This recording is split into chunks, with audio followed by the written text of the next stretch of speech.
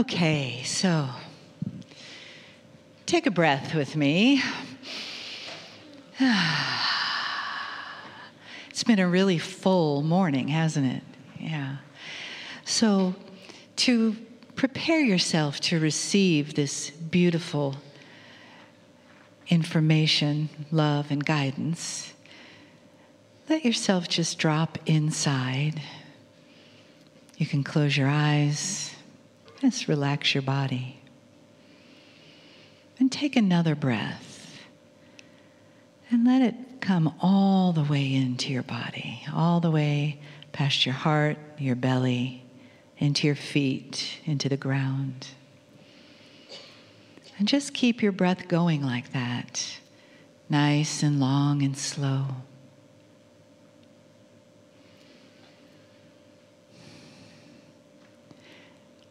And as we prepare for this first channel of the day, directly from the numerology presentation, remember that today is 3-3. A perfect day for a divine catalyst, for playfulness, for joy, for receiving the love that is not only here in the room, that not only comes from these beautiful teachers, Adirondha and Kryon, but that comes from the ancient divine source of all love that surrounds us in our galaxy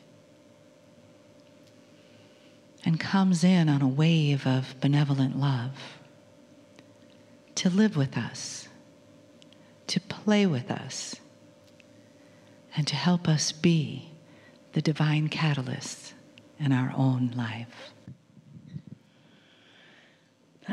So it is good day to you, huh? Very nice to see you, your divine radiance, your energy spreading out and moving forward in this world.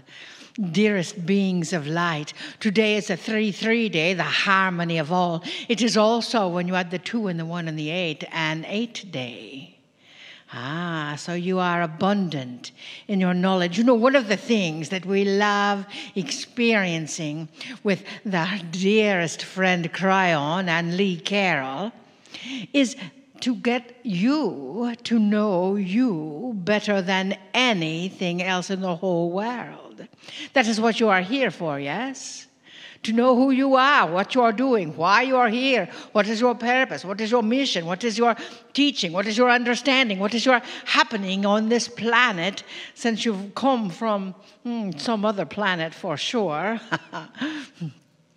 Understand that is our mission, is to help you know you, help you understand you, help you breathe into you and live the joy that is yours as your birthright.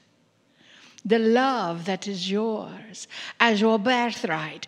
The experience of your wisdom that we know is in there somewhere. You just need to dig around a bit to find it, huh?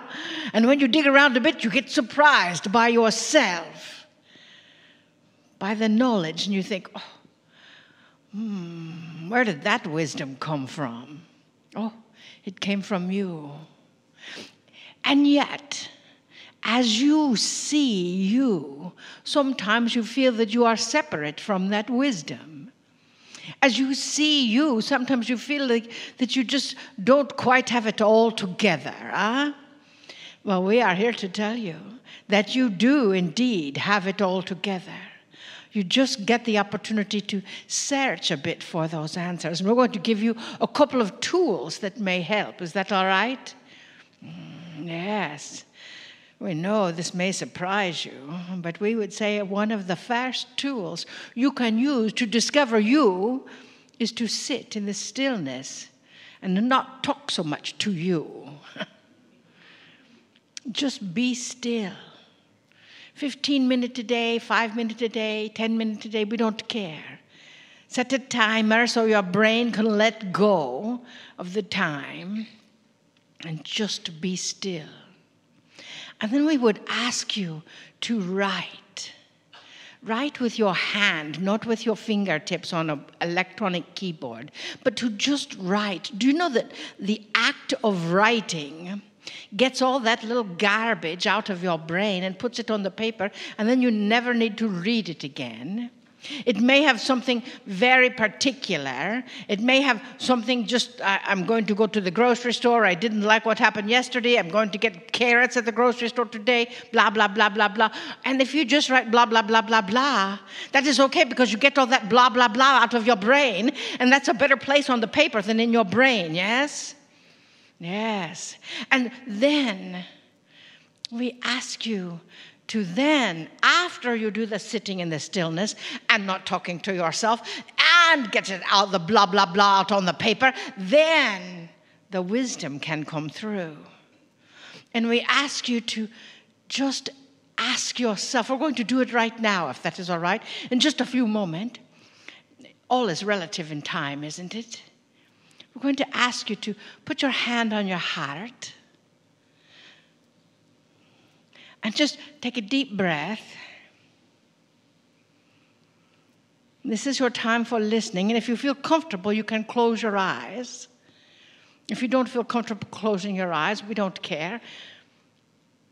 And we want you to ask a very simple question. We will repeat the question, and then you repeat it to yourself without moving your mouth, because that will distract your energy, but just inside. Let's take another deep breath.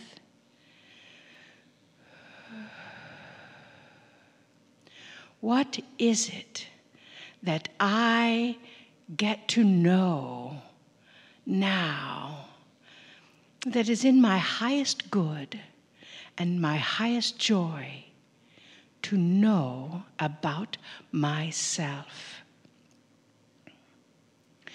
What is it that I get to know now that is in my highest good and my highest joy to know about myself now? Take a deep breath.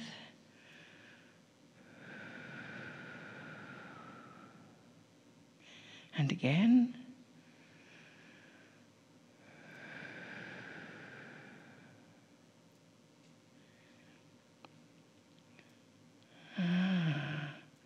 Nice. That knowledge is there, dearest. That inside wisdom is there. It just gets to bubble up to the surface. And when your ego talks to you and says, oh, we didn't hear anything, well, your ego is not the one that's listening. Your heart is. That is why we bring your hand to your heart, to remind you of the heart-centered being that you are, to remind you of your love, your own wisdom, and who you are here on this planet, a divine being of light. We came all this way just for you. We are honored by your presence. We are honored by your love. We feel your love in our energy, in our vessel Marilyn's heart. We feel you, and we wish to hold you in that state of unconditional love, so you can feel you too. Huh? Take a deep breath.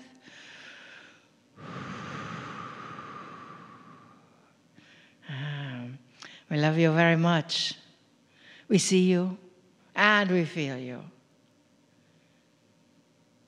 And we bid you namaste. Namaste. Greetings, dear ones. I'm Kryon of Magnetic Service. It's a time to inspect for just a moment the reality of what is taking place right now. There are several time attributes going on. There's the now you have as you sit and you listen to me. And there's the now that others have as they listen to me in what they think is later. But it's still now for them and it's now for you. And you will both hear the same thing and both experience the same energy. Which now is now? And the answer is yes. I want you to ask yourself what is happening right now. Let's talk to those just for a moment, both in another time frame and here, who have been brought to this voice because someone else asked them to listen. In other words, it's not something you would do, dear one. And you know who you are. Without any judgment in this, it's simply a fact. There are those listening to the voice right now. And you're painting a picture, if you're awake. You're painting a picture. Here I am, mostly sitting down and listening to a man in some kind of a trance, he says, bring in some kind of an entity, he says, from another place that is a mystery to everyone.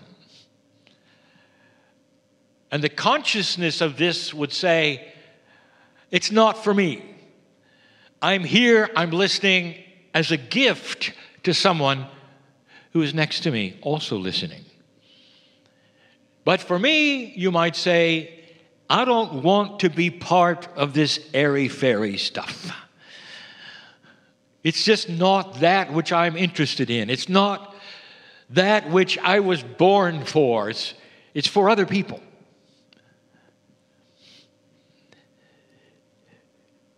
Now the questions begin. If you're serious, now the questions begin. What softens your heart, dear one? I'm talking to the one who thinks this is too airy-fairy. What is it softens your heart? Do you believe in love? Have you been in love with a child, with another human? Have you felt the overwhelming love, perhaps, of nature? Perhaps you've had that which an animal of some kind, a dog, a horse. You just want to hug them and hold them and feel airy-fairy. You see where I'm going with this? It's not for you.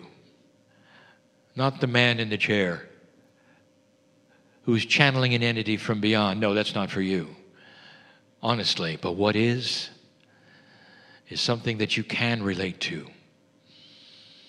And I'm going to tell you something that you may disagree with. They're both airy-fairy. They both feature something that every single human being can understand and appreciate. A multi-dimensional energy of love that goes beyond what the brain could possibly generate itself. And sometimes it comes from nature, sometimes it comes from the love of animals or the love of a child, or even when two people look in each other's eyes and feel it, the connection that is unexplainable. The beauty that is unexplainable. Dear one, you've just experienced the beginning of what we teach. You never have to pick up a Kryon book. You never have to listen to another channel. But here's what I'd ask you to do. Understand what I just said. Peer more closely into that which is love for you. And in that, you may very well open up a piece of you that starts to become compassionate to other things in the world beyond what you are now. This may not ever be for you. All humanity is involved in this shift. Whether they believe in what is happening in this chair from this man or not. The ones who come from those systems of spirituality with rules that wouldn't let them come to this place are also involved in the airy-fairy of the love of God, the love of nature. That beautiful energy that passes between human beings. This goes way beyond belief system into something that is so grand and so big that it encompasses every single human on the planet and asks the question, who are you? Tonight, I would like to give you a series of most asked questions. But instead of calling the channel Most Asked Questions for 2018, I'm going to call it Odd Answers. Because what you are experiencing is different. There is a paradigm shift that allows the one sitting in the chair that says, this is too airy-fairy for me, to feel something. And they may feel it and not know what it is. You don't have to come back. You don't have to invest yourself in what they've called the esoterics or the New Age. Invest yourself instead in understanding what that is inside you that generates compassion and love, and follow that passion. But that's going to lead you right to the creative source. Thousands of humans who would never step foot in a building of worship believe in the Almighty God as the creator of the planet because they step into nature and they know it. I made a statement once at the base of Mount Aconcagua. And in that South American place, I said, all mountain climbers believe in God. It's a statement of fact because they are embedded with it when they start relating to survival with Gaia, with nature, to the love of the planet. All of the things they embrace so much. They stand on the top of the mountain and they have a nirvana, a euphoria. They're in love with themselves in a way that is not egotistical because they understand they are part of everything. Even as the chilly air and the lack of oxygen is there, some even take off their masks for a moment just to say hello to the Creator. This is what I'm talking about. You see, there's far more than the man in the chair channeling about a shift. It's about the essence of compassion and love and where it takes you. What that next step might be for you. I want you to ponder these things. For in this paradigm shift that all of you are in, you're going to discover things you didn't expect. Some will be your strengths. Some will have a recalibration time. Some will actually go through a great deal. And in an old energy, you might call it negative darkness, in order to get to a place where you understand light better. To get to a place where your body starts to heal itself because you've allowed it to. And that's what happens when you start investing in the airy-fairy things of love. Your body starts to react. And that reaction is often resulting in health, longer life, happiness that you didn't think you had before, the appreciation of beautiful things you didn't have before. That's the track, dear one, for all humanity. The potential is here. Not for you to join this movement, not for you to believe in what is happening here, but instead to cognize there's something greater than yourself that you are a partner with and that loves you. And you can feel it. Maybe for you it's the planet. Maybe for you it's the love of others. But you take that and you start working with it, and the rest is life extension. I speak of practical things here because that which is happening in the shift is probably the most practical thing that's going on the planet right now. All around you, all of this turmoil, all of this uncertainty, all of this change, dear ones, is all part of the shift. Something I've been telling you for years is coming, is upon you now. Watch your news. I leave with this. The one who is frightened by the things they see are the ones who are trained to be frightened by the things they see. The ones who see the same things with a different reaction are using the elegance and the maturity of the knowledge that this is what change creates. Just like watching a young person grow up and the years that are difficult as they become child to adult. The human race is in that right now, the beginning of puberty, of growing up. And with it comes all of the gyrations, the feelings, the emotions that you've seen before. Look to the future with hope, knowing that change is happening. It's not coming. It's here now. That's all for now.